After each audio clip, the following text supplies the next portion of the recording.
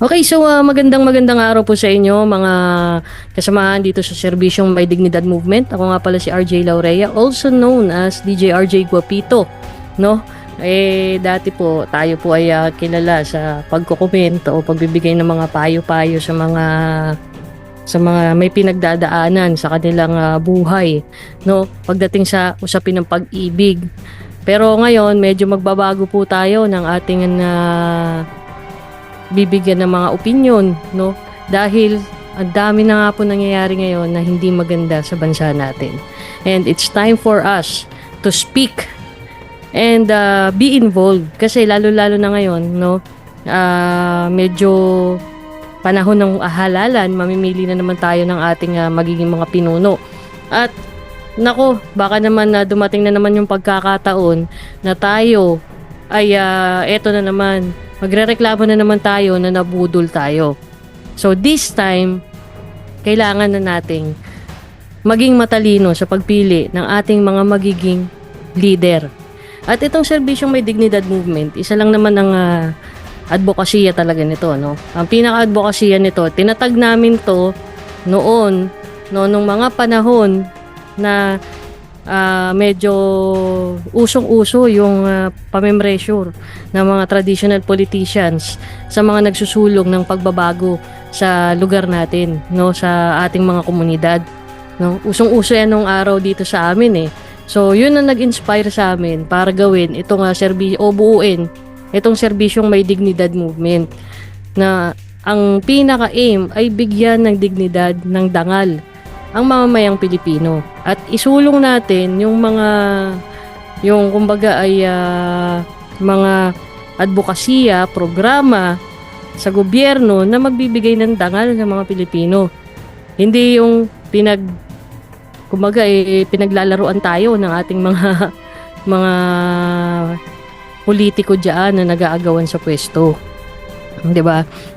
Isa pa nga sa atin pong napagkwentuhan noon, no, nung aming pinaplano itong Serbisyong May Dignidad Movement, ay yung mga paniningil ng utang na loob. Utang na loob mo sa amin yung ganito, yung ganyan. Tapos ganito, ganyan sa lahat ng ginawa ko. Yung, naku po, maraming mga politiko na traditional politician ang iniipit ang marami sa ating mga kababayan dahil sa mga tulong daw na nagawa sa kanila, no? At saka kaya yung mga katulad na yan, yung issue ng mga ayuda na yan, no po, hindi talaga ako hindi talaga ako kumbaga pabor dyan, no. Okay lang mamigay ng ayuda doon sa kailangan ng ayuda, no. Yung mga taong alam naman natin, gipit, may pinagdadaanan sa buhay, nagkasakit, no, nasunugan, nabiktima ng mga pagbaha at pagputok ng bulkan, nalindol. Yan yung mga tao na kailangan ng ayuda. Pero yung mga taong tamad lang at walang kinikita dahil hindi nagtatrabaho, abay hindi kailangan ng ayuda ng mga yun. 'Di ba? Yung alam mo, may mga iba-ibang, alam niyo mga kasama, may mga iba-iba kasing klase, no, ng mga taong nangangailangan ng ayuda. No, yung iba kailangan ng ayuda dahil nagipit pero talaga naman nagsisikap sa buhay. Yung iba naman always gipit. Bakit always gipit? Kasi wala naman hindi naman nagtatrabaho paano hindi magigipit, 'di ba? So, wala pinagkakakitaan, umaasa sa gobyerno. At yan ang nangyayari ngayon sa ating bayan, 'di ba? Panay ayuda kasi hodang nakawin na yung ibang mga pondo para lang mabigyan o mabigay yung kapritso na ginagamit nila para bumili ng boto, 'di ba? Pero yun nga, isa sa sinusulong natin yan sa Serbisyong May Dignidad Movement. Kasi tayo, kailangan natin ng isang uri ng pamumuno na binibigyan ng dangal ang mga Pilipino. So paano ka mabibigyan ng dangal niyan kung hindi ka mabigyan ng maayos sa trabaho? 'Di ba? Kung sasabihin naman ng iba, hindi ka naman nag-apply. Paano ka makaka-apply ng trabaho kung ikaw ay isang dukha lamang na hindi nakapag-aral? 'Di ba? O kung nakapag-aral ka man, hindi ka naman nakatapos. Bakit? Kasi nga, ang daming mga pagkakataon na itong ating gobyerno, ang ating administrasyon ay hindi na ibibigay talaga yung pangangailangan ng ating mga kababayan. Kaya ang resulta, sabi nga nila yung sa K-12 lang 'di ba? Pagka ikaw ay graduate ng K-12, pwede ka na magtrabaho. Pero bakit may K-12 na, ganun pa rin. 'Di ba? Ganun pa rin, hinahanap pa rin ng mga employers ay college graduate. So ano yung karagdagan 2 taon na 'yon? 'Di ba? Anyway, no, itong serbisyong may dignidad movement, no, at itong programa na gagawin natin, yung SDM commentaries, malaya ho kayong magpahayag ng inyong saloobin sa mga topics na atin pong tatalakayin dito, no.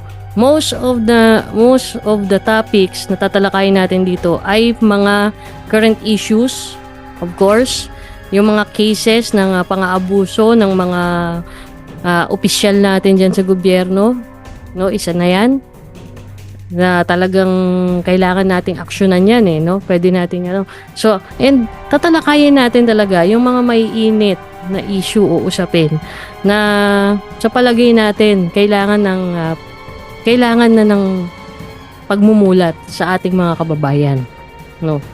Una sa lahat, ang number 1 advocacy kasi ng serbisyong may dignidad movement ay no to political bullying, no. Ito yung mga alam nyo naman pag sa administrasyon, pag nasa oposisyon, yung administrasyon iniipit yung mga pondo-pondo na oposisyon. That's one part, no, of political bullying. Kasi tinatrap mo yung kritiko dahil lang kritiko o kontra sa'yo sa gobyerno mo, pamamahala mo, dahil lang sa hindi kayo nagkakasundo, 'di ba, pagdating sa ilang bagay. Yun yung isa sa mga hindi maganda na nagiging kultura ng Filipino politics, no. And another one na tututukan natin dito ay itong mga politiko natin ay binibigay ba yung serbisyo na talagang dapat para sa atin, 'di ba?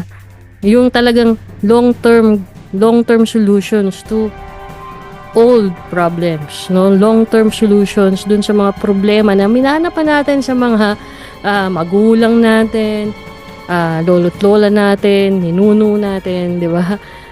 Katulad ng kahirapan, no? Noon pa man, marami na ang below poverty line.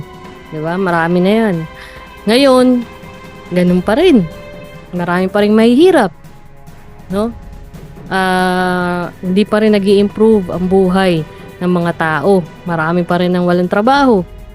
Sasabihin nila dahil tambay lang naman 'yan, hindi naman nag-a-apply.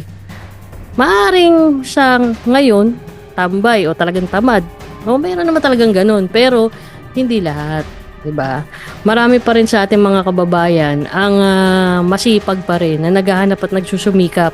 Yung iba naman, katulad ito yung nakakasama ng loob kasi tayo, mga nagtatrabaho tayo, tapos yung mga tambay binibigyan lang na ayuda. Tayo nagbabayad tayo ng tax. 'Di ba? Itong mga tambay binibigyan lang ng ayuda. Konting walis-walis, no? May tupad na. 'Di ba? So, ilan lamang ito sa nakakadismaya na yung alam mo yon, yung direksyon ng ating gobyerno na hindi mo maintindihan kung saan pupunta yon, administrasyon na ito, 'di ba? Pero hindi ko naman nilalahat na nasa gobyerno, meron pa rin naman mga matitinong sa gobyerno na talagang kung ano yung kailangan ng tao, yun yung binibigay, 'di ba? At hindi naghahanap ng anumang kapalit, no? Maliban dun sa sahod nila siguro, 'di ba? And yung mga taong gobyerno natin na iba na talagang tapat sa kanilang sinumpaang tungkulin, meron pa naman 'yan. Pero siguro out of 100% na meron tayong ganun, mga nasa na lang siguro 'yan. Nasa wala pa siguro sa kalahati, 'di ba? Mga nasa 30% siguro, no, pwede, no. Anyway, yun, no. Isa pa sa ating titignan ngayon, tututukan natin ngayon yung mga tapatan din sa lokal na pamahalaan. Kasi tandaan ninyo, mga ka-SDM, no? Ang LGUs po, ang unang tagapagresponde ng mamamayan at unang makakayakap sa mamamayan pagdating ng araw, no? So, bago yan dumating sa national government, hihingi muna yan ng tulong sa barangay nila. Hihingi muna yan ng tulong sa distrito nila. Hihingi muna yan ng tulong sa mga nasa official ng city. 'Di ba? Bago yan makapunta sa national. Kaya napakahalaga na inyong ine-elect ang tamang local official. Kasi pag maling local official ang inyong na-elect, mantakin nyo. 'Di ba? Kawawa naman kayo, mapag-iiwanan yung lugar ninyo. 'Di ba? Kaya nga madalas yung sinasabi, kapag ako ay may mga kakwentuhang mga kasama, matagmumulat ako dito bilang serbisyong may dignidad movement convener, no? Sabi ko lang, no, ang problema kasi yung ating national and local nagtuturuan, pero kadalasan, no, ang national nagre-receive na lang yan ng mga reklamo. Ang pinaka natututukan ng korupsyon talaga ay nandoon sa ilalim, no? Mas maraming korupsyon doon sa baba. Pagdating sa taas, wala na. Dahil alam nila na may pananagutan yung mga nasa baba, pero nasa taas din naapektuhan. Although meron din naman na mas korap yung nasa baba. Diba? Ito lang, no, sinasabi ko sa inyo, mga ka-SDM. Itong magiging commentaries natin. Sa mga susunod na araw, makikita ninyo yung iba't ibang mga tututukan natin ng mga issues